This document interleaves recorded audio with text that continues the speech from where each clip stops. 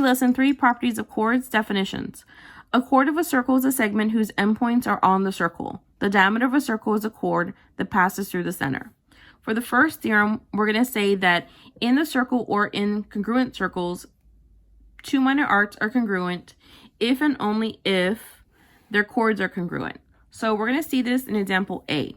So we have two arcs that are congruent, so we can say that the chords that make the arcs are also congruent. It says it wants us to find the value of x. We can also say that the radius is congruent. As well, we can say the angle is congruent. So if the angle on the right is 110, the angle on the left is also going to be 110. And also the measure of this arc would be 110 as well. So from here, we can just say 360 minus each of the 110 is going to equal to x. So x equals 360 minus 110 minus 110. X equals 140 degrees. For example B, A, B, C, D, E, F is a regular hexagon. Regular means that all sides are congruent. And it wants you to find the measure of arc AB. Arc AB is right here. So because arc AB is created by chord AB, now we can say that each chord is going to be equivalent. We can also say that each arc is equivalent. Let's use a different circle. And they're all congruent. Congruent or equivalent, same word. One thing that we are missing here is going to be the radius. So let's go ahead and use a central angle to connect to each point of, or endpoint of the chord. So the different radii, again, are also congruent. They're not different, they're just located throughout the regular hexagon. In this case, we've created a central angle that is going to be the same throughout the hexagon. So the measure of the central angle will also be congruent with the measure of arc AB. I've divided my hexagon into 6 equal parts. So measure of AB arc equals 360 divided by 6. Measure of arc AB is equivalent to 60 degrees. Okay, so this is theorem 2 and 3. If one chord is a perpendicular bisector to the other chord, then the first chord is a diameter. So in this case, your AC is going to be your diameter. So diameter equals AC. And then it says that your chord are going to be congruent, and it's perpendicular because it makes a right angle. The symbol for perpendicular is going to be an upside down T because you have a right angle. So from here, I now have two equal segments. That is my chord BD. So we're going to say that AC is a perpendicular bisector of BD, which implies that AC is a diameter. Next, if a diameter is perpendicular to a chord, then the diameter bisects the chord and its arc. We already said that, so we know that this is going to be my diameter. We know that I have a perpendicular bisector. We know that each length together makes the chord BD. So let's talk about the segments. I know that segment AC is going to be a perpendicular to segment BD, which implies that AC bisects BD. And then you're also saying that arc BC is going to be congruent to CD arc. Okay, so in example C, You have segment BD is bisect to AC, we know that, and AD bisects AC, so therefore you know that the segment of AC is going to be congruent to EC. So those two segments are congruent. BD bisects AC, and with that in mind, you can also say that the arcs of AD and DC are going to be congruent. So the arc of AC is going to be congruent with the arc of DC.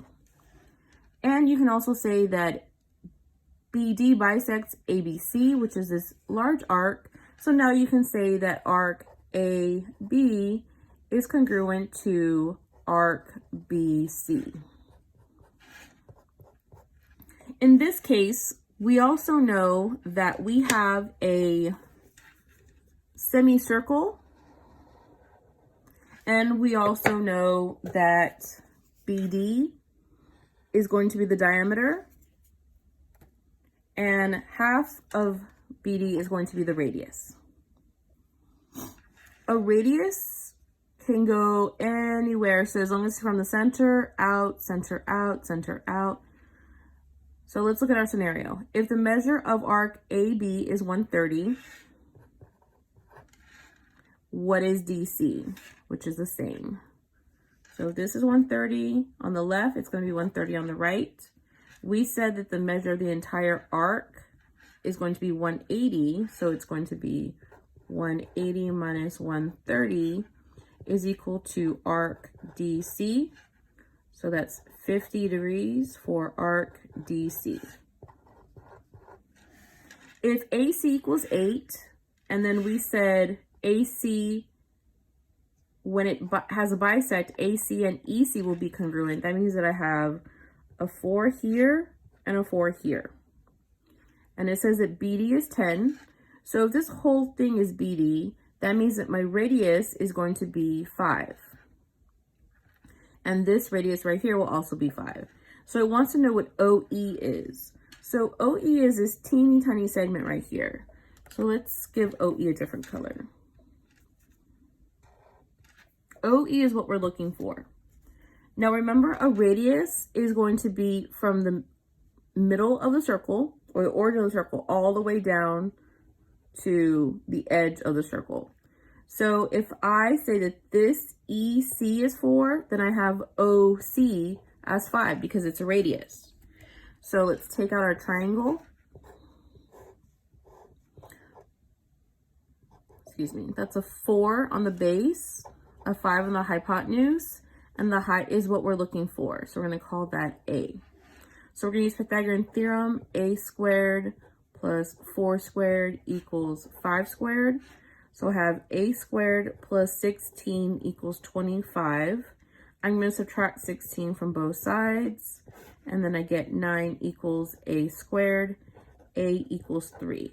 So in this case, OE is A, right? This is OE. So OE is equivalent to 3. Now it wants you to find the length of ED. ED is this small segment right here. We know that OD is a radius. So OD is a radius. And we know that the radius is equal to 5. I know that OD minus OE is going to be equivalent to ED. So OD is 5 minus OE, which is 3, is going to be ED. So ED is going to equal 2. In this case, it's equal to 2.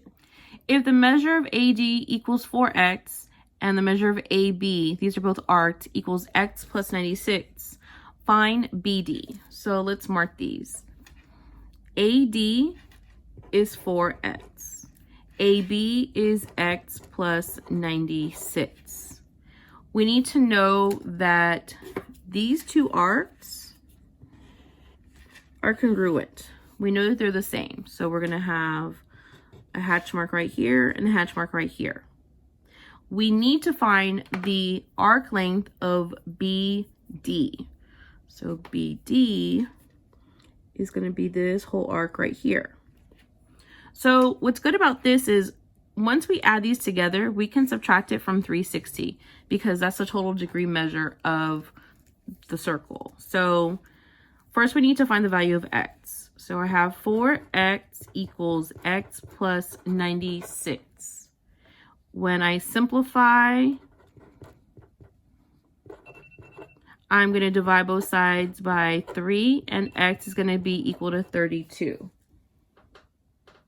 So when x is equivalent to 32, now I can substitute it to find the length of AB. So I'm just going to substitute it into AD. So I'm going to say 4 times 32 is equal to AD, and AD is equal to 128. So BD is this length right here. So 360 minus 128, 128 twice because this is 128 and this is 128 because they're the same arc, is going to equal to BD. So if I subtract 360 minus 128 minus 128, I'm going to say that BD is equivalent to 104 degrees. So let's go ahead and put this together. X equals 32 and BD equals 104. Okay. In the same circle or in congruent circles, two chords are congruent if and only if they're equidistant to the center. So AB and CD are congruent. That means that you have OX and OY, which are also congruent. So let's say AB congruent to CD. These are both segments or chords, which implies that you have OX, which is congruent to OY. Okay, so this is congruent to that, and these two are congruent to each other.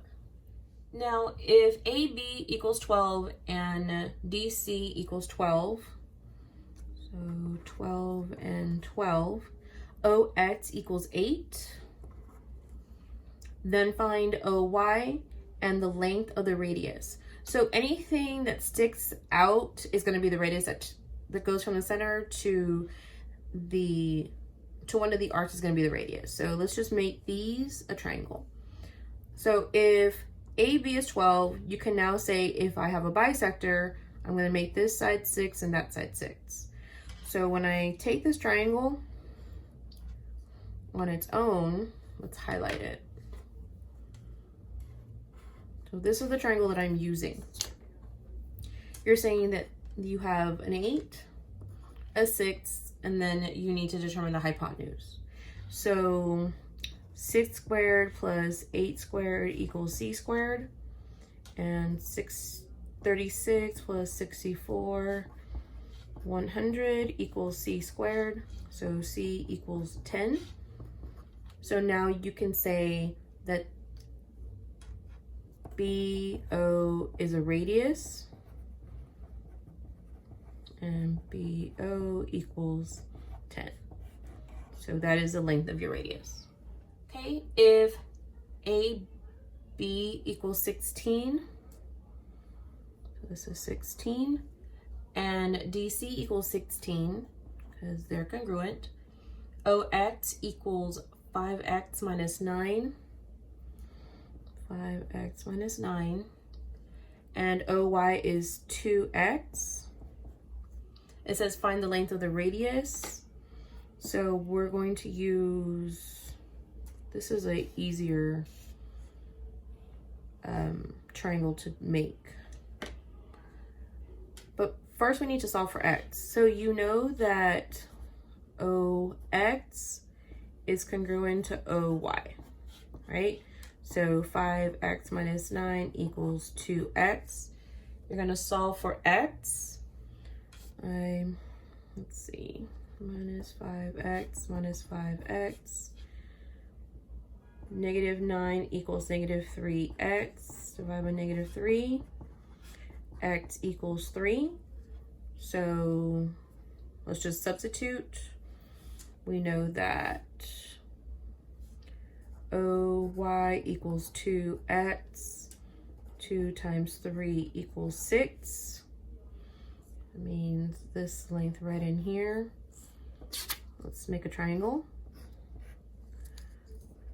This is going to be 6. We know that this is half, so that's going to be, sorry about that, 8. Use Pythagorean theorem. These are right triangles because you're trying to find the radius. It just happens to be the same as the others, so it's going to be 6 squared plus 8 squared equals c squared. And 36 plus 64 equals c squared. 100 equals c squared. C equals 100, which is your radius. So radius IUS equals 10.